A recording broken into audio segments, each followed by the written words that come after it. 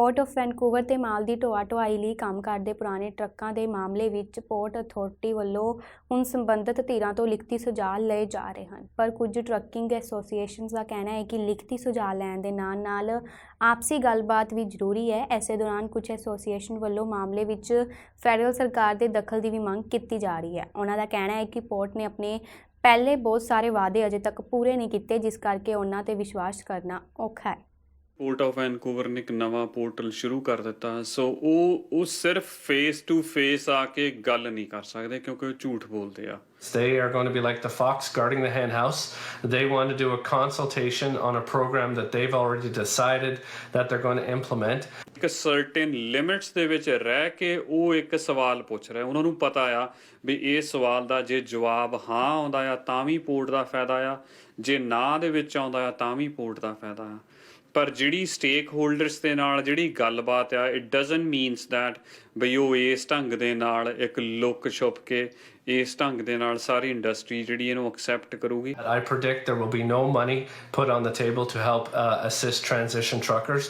There will be nothing more than perhaps a few month delay in terms of implementing this plan.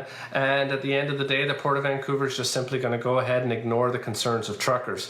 That's why this is going to fall squarely on the federal transport minister and the provincial transport minister to oversee this. ਜਿਹੜੇ ਅੱਜ ਤੱਕ 8 ਸਾਲ ਤੱਕ ਵੀ ਨਹੀਂ ਕਰ ਸਕੇ, ਉਹ ਸਿੱਧੇ ਉਹਨਾਂ ਦੇ ਕੰਮ ਬੋਲਦੇ ਆ ਵੀ ਇਹ ਬੰਦੇ ਇਹਨਾਂ ਚੇਅਰਸ ਦੇ ਉੱਪਰ ਬਹਿਣ ਦੇ ਲਾਇਕ ਨੇਗੇ। ਜਿਹੜੀ ਜਗ੍ਹਾ ਤੋਂ ਆਫ ਡਾਕ ਜਾਂ ਖਾਲੀ ਕੰਟੇਨਰ ਉਹ ਛੱਡਦੇ ਆ ਜਾਂ ਚੱਕਦੇ ਆ, ਉਹ ਜਗ੍ਹਾ ਜਿਹੜੀ ਆ ਉਹ ਪੋਰਟ ਆਫ ਵੈਨਕੂਵਰ ਦੇ ਟੈਨੈਂਟ ਦੇ ਕੋਲੋਂ ਹੀ ਚੱਕਦੇ ਆ, ਉੱਥੇ ਹੀ ਉਹ ਡ੍ਰੌਪ ਆਫ ਕਰਦੇ ਆ। ਸੋ ਜਿਹੜਾ ਉਹਦੇ ਤੇ ਕੰਮ ਕਰਨਾ ਬਣਦਾ ਸੀ, ਉਹ ਹੁਣ ਜਿਹੜੇ ਇਲੀਗਲ ਕੰਮ ਕਰਦੇ ਆ ਉਹ ਅੱਧੇ ਰੇਟ ਦੇ ਵਿੱਚ ਕੰਮ ਕਰਦੇ ਆ। ਸੋ ਉਹ ਪੂਰੇ ਪੈਸੇ ਨਹੀਂ ਲੈਂਦੇ। ਸੋ ਉਹ ਕੰਪਨੀਜ਼ ਨੈਚੁਰਲੀ ਕਿਉਂਕਿ ਉਹ ਜਿੱਥੋਂ ਉਹਨਾਂ ਨੂੰ ਪੈਸੇ ਸੇਵ ਹੁੰਦੇ ਆ ਉਹਨਾਂ ਨੂੰ ਉਹ ਯੂਜ਼ ਕਰਦੇ ਆ। Well, there's no question that there's a lot of unfilled commitments out there from the 2014 Joint Action Plan. That's why we've always been calling for the province and the federal government to convene a joint table involving truckers, involving representatives from the terminal operators, and everyone really that's involved in this cross-jurisdictional situation that we're in, to talk about the bigger issues instead of letting the Port of Vancouver call the shots and frankly mess it up as they have a habit. Brampton ਦੇ ਇੱਕ ਨੌਜਵਾਨ film maker ਵੱਲੋਂ immigrant ਲੋਕਾਂ ਦੀਆਂ ਚੁਣੌਤੀਆਂ ਅਤੇ ਸੰਘਰਸ਼ਾਂ ਨੂੰ ਦਰਸਾਉਂਦੀ ਇੱਕ Punjabi film what's your identity ਤਿਆਰ ਕੀਤੀ ਗਈ ਹੈ। ਇਸ ਫਿਲਮ ਵਿੱਚ ਨਸਲੀ ਵਿਤਕਰੇ ਅਤੇ ਇਨਸਾਨੀਅਤ ਦੇ ਮਾਇਨਿਆਂ ਨੂੰ ਡੂੰਘਾਈ ਵਿੱਚ ਦੇਖਣ ਦੀ ਕੋਸ਼ਿਸ਼ ਕੀਤੀ ਗਈ। ਇਸ ਫਿਲਮ ਦਾ ਜਿਹੜਾ ਮੇਰਾ ਮਕਸਦ ਸੀ ਬਣਾਉਣ ਦਾ, ਜਦੋਂ ਤੇ ਮੇਰੇ ਦਿਲ ਦੇ ਵਿੱਚ ਆਇਆ ਇਸ ਫਿਲਮ ਨੂੰ ਬਣਾਉਣ ਦਾ, ਕਿ ਜਦੋਂ ਮੈਂ ਕੈਨੇਡਾ ਬਾਰੇ ਸੋਚਦਾ, ਪਹਿਲੀ ਚੀਜ਼ ਹੁੰਦੀ ਡਾਇਵਰਸਿਟੀ। ਇੱਥੇ ਜਿਹੜੇ ਲੋਕ ਰਲ ਮਿਲ ਕੇ ਰਹਿੰਦੇ ਨੇ, ਅਲੱਗ-ਅਲੱਗ ਪਹਿਚਾਣ ਲੈ ਕੇ ਆਪਣੀ ਇੱਕ ਕੈਨੇਡਾ ਚਾਹੁੰਦੇ ਨੇ, ਪਰ ਕਿਵੇਂ ਇੱਥੇ ਆ ਕੇ ਰਲ ਕੇ ਰਹਿੰਦੇ ਨੇ। ਐਂਡ ਹਰ ਇੱਕ ਇਨਸਾਨ ਦੀਆਂ ਇੱਕ ਆਪਣੀਆਂ ਕੁਛ ਪ੍ਰੋਬਲਮਸ ਹੁੰਦੀਆਂ ਨੇ, ਪਰ ਕਿਵੇਂ ਇੱਥੇ ਰਲ ਮਿਲ ਕੇ ਸੌਰਟ ਆਊਟ ਕਰਦੇ ਨੇ। ਉਸ ਚੀਜ਼ ਦੇ ਉੱਤੇ ਮੈਂ ਫਿਲਮ ਬਣਾਈ ਹੈ। ਤਾਂ ਉਸ ਦਾ ਫਿਲਮ ਦਾ ਨਾਮ ਇਸੇ ਕਰਕੇ ਮੈਂ ਰੱਖਿਆ ਆਈਡੈਂਟੀਟੀ, ਯਾਨੀ ਕਿ ਪਹਿਚਾਣ ਤੁਹਾਡੀ ਕੀ ਆ। ਫਿਲਮ ਜਿਹੜੀ ਆ ਉਹ ਇੱਕ ਰਿਫਿਊਜੀਆਂ ਦੀ, ਵਰਕ ਪਰਮਿਟ ਦੇ ਉੱਤੇ, ਸਟੂਡੈਂਟ ਦੇ ਉੱਤੇ, ਜਿੰਨੇ ਵੀ ਪ੍ਰਵਾਸੀ, ਜਿੰਨੇ ਵੀ ਇਮੀਗ੍ਰੈਂਟਸ ਇੱਥੇ ਆਏ ਨੇ, ਉਹਨਾਂ ਦੀ ਲਾਈਫ ਦੇ ਉੱਤੇ ਆ। ਐਂਡ ਨਾਲ ਦੀ ਨਾਲ ਉਹਨਾਂ ਦੇ ਬਲੀਫ ਦੇ ਉੱਤੇ, ਉਹਨਾਂ ਦੇ ਧਰਮ ਦੇ ਉੱਤੇ ਆ, ਕਿ ਕਿਵੇਂ ਉਹਨਾਂ ਦਾ ਧਰਮ, ਉਹਨਾਂ ਦੀ ਪਹਿਚਾਣ ਅਤੇ ਉਹਨਾਂ ਦਾ ਕਰਮ ਮਿਲ ਕੇ ਇਸ ਧਰਤੀ ਦੇ ਉੱਤੇ ਇੱਕ ਨਵੀਂ ਪਹਿਚਾਣ ਬਣਾਉਂਦੇ ਨੇ। ਜਦੋਂ ਮੈਂ ਫਿਲਮ ਨੂੰ ਬਣਾਉਣਾ ਸੀ, ਸੋ ਮੇਰੇ ਜਿਹੜੇ ਕਰੈਕਟਰ ਨੇ ਉਹ ਸਾਰੇ ਮੈਂ ਟਰਾਈ ਕੀਤਾ ਸੀ ਕਿ ਜਿਹੜੇ ਐਕਸਕਲੂਸਿਵ ਜਿਹੜਾ ਕੰਟੈਂਟ ਨੂੰ ਬਣਾਉਣ ਦੇ ਲਈ ਨਾ, ਸੋ ਮੇਰੇ ਕੋਲ ਜਿਹੜੇ ਐਕਟਰ ਨੇ ਉਹ ਈਰਾਨ ਤੋਂ, ਪਰਸ਼ੀਆ ਤੋਂ, ਪੰਜਾਬ ਤੋਂ, ਦਿੱਲੀ ਤੋਂ ਅਤੇ ਇਰਾਕ ਤੋਂ, ਮੈਂ ਅਲੱਗ-ਅਲੱਗ ਕਰੈਕਟਰ ਇਹਦੇ ਵਿੱਚ ਜਿਹੜੇ ਰੀਅਲ ਕਰੈਕਟਰ ਹੈਗੇ ਆ, ਸਾਰੇ ਸਟੇਜ ਆਰਟਿਸਟ ਨੇ, ਉਹਨਾਂ ਨੂੰ ਇਹਦੇ ਵਿੱਚ ਕੋਸ਼ਿਸ਼ ਕੀਤੀ ਆ। ਐਂਡ ਮੋਰ ਓਵਰ ਜਿਹੜੇ ਮੇਰੇ ਮੇਕਅਪ ਆਰਟਿਸਟ ਸੀਗੇ ਉਹ ਚਾਈਨੀਜ਼ ਸੀਗੇ। ਸੋ ਮੈਂ ਸਾਰੀਆਂ ਕਮਿਊਨਿਟੀਜ਼, ਕਿਉਂਕਿ ਮੇਰੀ ਫਿਲਮ ਦਾ ਮੋਟਿਵ ਇਹ ਸੀਗਾ ਮੈਂ ਸਾਰੇ ਕਮਿਊਨਿਟੀਜ਼ ਨੂੰ ਲੈ ਕੇ ਆਵਾਂ। ਸੋ ਮੈਂ ਟਰਾਈ ਕੀਤੀ ਕਿ ਮੈਂ ਉਹਨਾਂ ਸਾਰਿਆਂ ਨੂੰ ਇਹਦੇ ਵਿੱਚ ਸ਼ਮੂਲੀਅਤ ਵੀ ਕਰ ਸਕਾਂ ਉਹਨਾਂ ਦੀ। ਜਿਹੜੀ ਮੇਰੀ ਸਟੋਰੀ ਹੈ, ਇਸ ਕਹਾਣੀ ਆ, ਜੇ ਤੁਸੀਂ ਫਿਲਮ ਦੇਖੋਗੇ ਤਾਂ ਤੁਹਾਨੂੰ ਪੂਰੀ ਕਲੀਅਰ ਹੋਏਗੀ। ਪਰ ਜਿਹੜਾ ਤਾਂ ਕੌਨਸੈਪਟ ਹੈਗਾ ਉਹ ਇਹੀ ਆ ਕਿ ਕਿਵੇਂ ਅਲੱਗ-ਅਲੱਗ ਕਮਿਊਨਿਟੀਜ਼ ਦੇ ਜਿਹੜੇ ਸਾਡੇ ਲੋਕ ਜਿਹੜੇ ਇੱਥੇ ਆਉਂਦੇ ਨੇ, ਉਹ ਕਿਵੇਂ ਇੱਕ ਦੂਜੇ ਨਾਲ ਮਿਲ ਕੇ ਇਸ ਕੰਟਰੀ ਦੇ ਵਿੱਚ ਅੱਗੇ ਵਧਦੇ ਨੇ। ਹਾਂ, ਕੁਛ ਪਰੇਸ਼ਾਨੀਆਂ ਆਉਂਦੀਆਂ ਨੇ, ਕੁਛ ਹੇਟ ਰੇਟ ਵੀ ਸਾਡੀ ਕਮਿਊਨਿਟੀ ਦੇ ਵਿੱਚ ਬਣਦੀ ਆ, ਪਰ ਕਿਵੇਂ ਉਹ ਪਿਆਰ 'ਚ ਬਦਲਦੀ ਹੈ ਅਤੇ ਕਿਵੇਂ ਤੁਸੀਂ ਉਸ ਨੂੰ ਪਿਆਰ 'ਚ ਬਦਲ ਸਕਦੇ ਹੋ, ਇਹੀ ਇਸ ਕਹਾਣੀ ਦਾ ਮਤਲਬ ਹੈ। ਤੁਸੀਂ ਆਪਣੀ ਇੱਕ ਪਹਿਚਾਣ ਬਣਾਉਣੀ, ਇੱਕ ਨਵੀਂ ਪਹਿਚਾਣ ਬਣਾਉਣੀ, ਅਤੇ ਕਿਵੇਂ ਰਲ ਕੇ ਰਹਿ ਸਕਦੇ ਹੋ। ਇਸ ਫਿਲਮ ਦੀ ਅਗਰ ਆਪਾਂ ਗੱਲ ਕੀਤੀ ਜਾਵੇ ਕਿ ਇੱਥੇ ਦੇ ਬੋਰਨ ਐਂਡ ਬ੍ਰੌਟ ਅਪ ਜਿਹੜੇ ਹੈਗੇ ਨੇ, ਉਹਨਾਂ ਨਾਲ ਕਿਵੇਂ ਲਿੰਕ ਹੁੰਦੀ ਸਟੋਰੀ। ਸੋ ਇੱਥੇ ਮੈਂ ਹਰ ਕਰੈਕਟਰ ਪਾਉਣ ਦੀ ਕੋਸ਼ਿਸ਼ ਕੀਤੀ ਹੈ। ਜਿੱਥੇ ਇਹਦੇ ਵਿੱਚ ਇਮੀਗ੍ਰੈਂਟਸ ਨੇ, ਉੱਥੇ ਇੱਥੇ ਦੇ ਬੋਰਨ ਬੱਚੇ ਦਾ ਵੀ ਕਰੈਕਟਰ ਆ, ਇੱਕ ਕੁੜੀ ਦਾ ਵੀ ਕਰੈਕਟਰ ਹੈਗਾ ਜਿਹੜੀ ਇੱਥੇ ਦੀ ਬੋਰਨ ਐਂਡ ਬ੍ਰੌਟ ਅਪ ਆ, ਉਹ ਕਿਵੇਂ ਲਿੰਕ ਕਰਦੇ ਨੇ, ਇੱਥੇ ਦੀ ਕਮਿਊਨਿਟੀਜ਼ ਬਾਰੇ ਉਹ ਕਿਵੇਂ ਸੋਚਦੇ ਨੇ, ਇਮੀਗ੍ਰੈਂਟਸ ਬਾਰੇ ਕਿਵੇਂ ਸੋਚਦੇ ਨੇ, ਐਂਡ ਇਟਸ ਇਮੀਗ੍ਰੈਂਟਸ ਉਹਨਾਂ ਬਾਰੇ ਕਿਵੇਂ ਸੋਚਦੇ ਨੇ। ਸੋ ਕੁਛ ਪ੍ਰੋਬਲਮਸ ਹੁੰਦੀਆਂ ਜਿਹੜੇ ਆਪਸ ਦੇ ਵਿੱਚ ਇੱਕ ਦੂਜੇ ਨਾਲ ਅੰਡਰਸਟੈਂਡ ਨਹੀਂ ਕਰ ਪਾਉਂਦੇ, ਬਟ ਫਾਈਨਲੀ ਉਹ ਕਿਵੇਂ ਅੰਡਰਸਟੈਂਡ ਕਰਦੇ ਆ ਅਤੇ ਕਿਵੇਂ ਆਪਣੀ ਆਪਣੀ ਪਹਿਚਾਣ ਇੱਕ ਬਣਾਉਂਦੇ ਨੇ ਐਂਡ ਸਮਝਦੇ ਨੇ ਕਿ ਅਸੀਂ ਕੀ ਪਹਿਚਾਣ ਆ। ਸੋ ਫੋਰ ਐਗਜ਼ਾਮਪਲ ਕਿ ਉਹ ਡਾਟਰ ਹੋਣ ਦੇ ਨਾਤੇ ਇੱਥੇ ਇੱਕ ਕੈਨੇਡੀਅਨ ਵੀ ਆ ਅਤੇ ਇੱਕ ਡਾਟਰ ਵੀ ਆ ਅਤੇ ਉਹ ਇੱਕ ਪੰਜਾਬੀ ਵੀ ਆ। ਮੇਰੇ ਇਹੀ ਇੱਕ ਮੋਟਿਵ ਰਿਹਾ ਕਿ ਬਹੁਤ ਸਾਰੀ ਜਿਹੜੀ ਨੈਗੇਟਿਵਿਟੀ ਉਹ ਬਹੁਤ ਜਲਦੀ ਪ੍ਰਮੋਟ ਹੋ ਜਾਂਦੀ ਆ, ਬਟ ਮੇਰਾ ਇੱਕ ਮੈਸੇਜ ਸੀ ਕਿ ਪੋਜ਼ੀਟਿਵ ਥਿੰਗਸ ਜਿਹੜੀਆਂ ਹੈਗੀਆਂ ਉਹਨੂੰ ਵੀ ਕਿਵੇਂ ਪ੍ਰਮੋਟ ਕੀਤਾ ਜਾਵੇ। ਸੋ ਮੇਰਾ ਫਿਲਮ ਦਾ ਮੋਟਿਵ ਇਹੀ ਹੈ, ਅਤੇ ਅੱਗੇ ਤੋਂ ਵੀ ਕੁਛ ਇਹੋ ਜਿਹੀ ਫਿਲਮ ਮੈਂ ਕਰਨਾ ਚਾਹੁੰਦਾ। ਕੋਵਿਡ-19 ਕਾਰਨ ਓਨਟਾਰੀਓ ਵਿੱਚ ਡਰਾਈਵਿੰਗ ਟੈਸਟ ਸੈਂਟਰ ਲੰਬੇ ਸਮੇਂ ਤੱਕ ਬੰਦ ਰਹੇ, ਜਿਸ ਕਾਰਨ ਵੱਡਾ ਬੈਕਲਾਗ ਹੋ ਗਿਆ ਅਤੇ ਰੋਡ ਟੈਸਟ ਅਪਾਇੰਟਮੈਂਟ ਮਿਲਣ ਵਿੱਚ ਦੇਰੀ ਹੋਣ ਲੱਗੀ, ਜਿਸ ਦਾ ਹੱਲ ਲੱਭਣ ਦੀ ਕੋਸ਼ਿਸ਼ ਵਿੱਚ ਓਨਟਾਰੀਓ ਸਰਕਾਰ ਵਿੱਚ ਟਰਾਂਸਪੋਰਟ ਮੰਤਰੀ ਨੇ ਐਲਾਨ ਕੀਤਾ ਹੈ ਕਿ ਸਰਕਾਰ ਵੱਲੋਂ ਜੀ ਲਾਇਸੈਂਸ ਪ੍ਰਾਪਤ ਕਰਨ ਦੀ ਪ੍ਰਕਿਰਿਆ ਵਿੱਚ ਕੁਝ ਤਬਦੀਲੀਆਂ ਕੀਤੀਆਂ ਜਾ ਰਹੀਆਂ ਹਨ।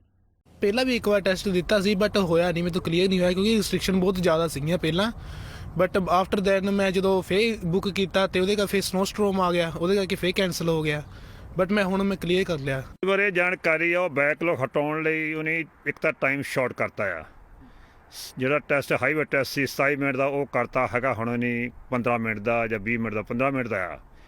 ਉਹਦੇ 'ਚ ਉਹਨੇ ਸੋਚਿਆ ਕਿ ਵੀ ਜਿਹੜੀ ਅਸੀਂ ਪਾਰਕਿੰਗ ਵਗੈਰਾ ਕਰਵਾਉਂਦੇ ਵੀ ਉਹ ਕੋਈ ਜ਼ਰੂਰੀ ਨਹੀਂ ਹੈ, ਕਿਉਂਕਿ ਜਿਹਨਾਂ ਕੋਲ G2 ਲਾਇਸੈਂਸ ਹੁੰਦਾ ਆ ਉਹਨਾਂ ਨੂੰ ਸਾਰਾ ਕੁਝ ਸਿਖਾਇਆ ਜਾਂਦਾ, ਅਸੀਂ ਸਾਰਾ ਕੁਝ ਸਿਖਾਉਂਦੇ ਆ।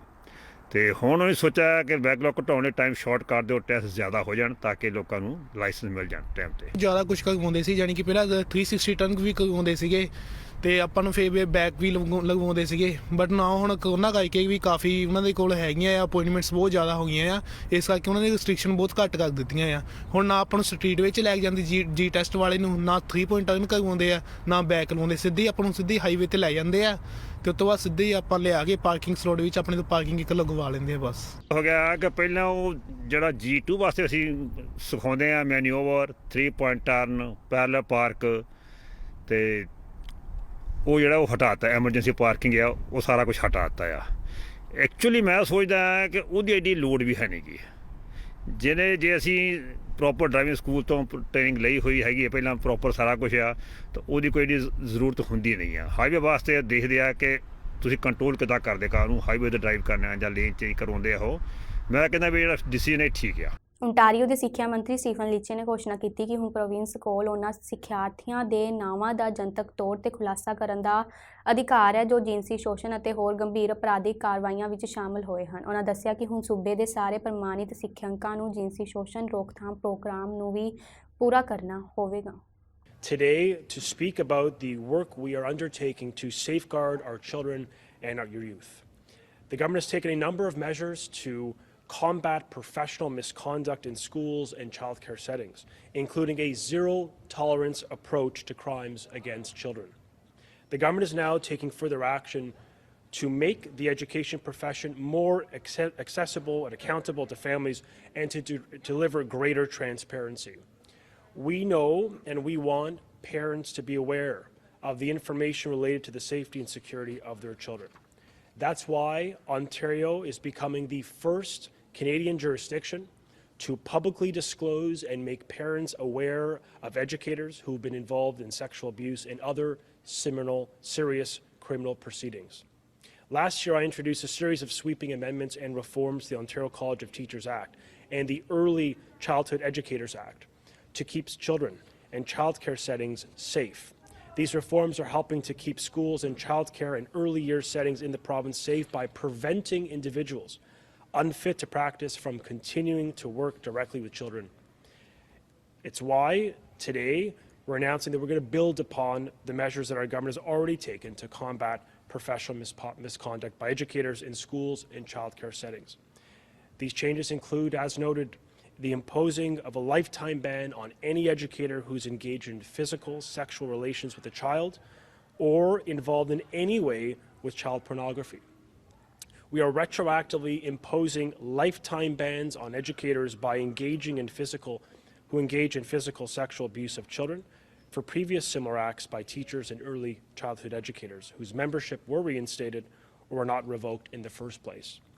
And we're requiring that both the Ontario College of Teachers and the College of Early Childhood Educators, both regulators, provide funding for therapy and counselling to children the students who are victims of sexual abuse and prohibited sexual acts.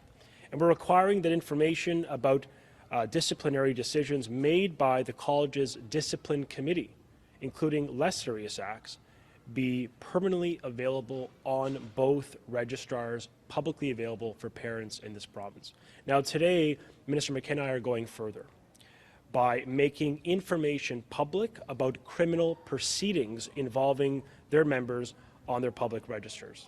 Vaccine mandate ਅਤੇ ਹੋਰ ਮੰਗਾਂ ਨੂੰ ਲੈ ਕੇ Ottawa ਵਿੱਚ ਟਰੱਕਰਜ਼ ਦਾ ਵਿਰੋਧ ਪ੍ਰਦਰਸ਼ਨ ਅਜੇ ਵੀ ਜਾਰੀ ਹੈ। ਇਸ ਦੌਰਾਨ ਓਟਵਾ ਦੇ ਡਿਪਟੀ ਪੁਲਿਸ ਮੁਖੀ ਸਟੀਵ ਵੈਲ ਨੇ ਡਾਊਨਟਾਊਨ ਨਿਵਾਸੀਆਂ ਦੀ ਸੁਰੱਖਿਆ ਨੂੰ ਯਕੀਨੀ ਬਣਾਉਣ ਲਈ ਕੀਤੇ ਯਤਨਾਂ ਬਾਰੇ ਪੱਤਰਕਾਰਾਂ ਨਾਲ ਗੱਲਬਾਤ ਕੀਤੀ। ਉਹਨਾਂ ਜਾਣਕਾਰੀ ਦਿੱਤੀ ਕਿ ਪੁਲਿਸ ਨੇ ਚੱਲ ਰਹੇ ਵਿਰੋਧ ਪ੍ਰਦਰਸ਼ਨਾਂ ਦੇ ਸੰਬੰਧ ਵਿੱਚ 22 ਲੋਕਾਂ ਨੂੰ ਗ੍ਰਿਫਤਾਰ ਵੀ ਕੀਤਾ ਹੈ ਅਤੇ 1300 ਤੋਂ ਵੱਧ ਟਿਕਟਾਂ ਜਾਰੀ ਕੀਤੀਆਂ ਹਨ। Our surge and contain strategy, which has reduced the footprint of the demonstrators, continues. As we do police operations, our police operations are focused on enforcement in our downtown core. Yesterday, an important court order was issued in relation to the demonstration. The Ottawa Police Service is authorized to enforce compliance with the terms of a court order. The Ottawa Police Service continues to have authority under Section 127 of the Criminal Code to arrest and lay a charge for breaching a court order. Ottawa police officers will exercise enforcing this order and any criminal investigation arising from an alleged breach of this order. We're working to ensure we're enforcing the order. Work is underway to fully brief all officers on the terms of the order and their role in enforcing it. We continue to capture and document evidence. We'll have an update on this later today. As more resources become available to us, we will use them specifically to focus on the unlawful demonstrators whom have chosen to remain in our city.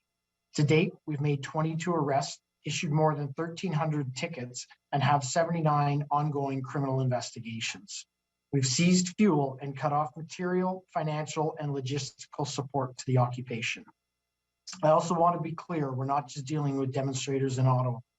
Yesterday, working with Ohio Police, we were able to trace, identify, and arrest an individual for calling in fake threats designed to deceive and distract our emergency resources. Many of the remaining demonstrators are highly determined and volatile. They've begun filling gas canisters with water, distracting officers, or otherwise attempting to subvert our efforts. Yesterday, we had an attack on our hardworking officers. While attempting to seize fuel from demonstrators, multiple officers were swarmed by these same demonstrators. We've initiated a criminal investigation into this matter. We've seized and towed some vehicles and continue to face resourcing and operational challenges in doing more. Many heavy vehicles in the downtown core have been immobilized. Recent aggressiveness towards our officers is unacceptable. We've identified our need for the 1,800 officers and civilian personnel that will bring a safe end to this occupation. We do not want anyone to be injured.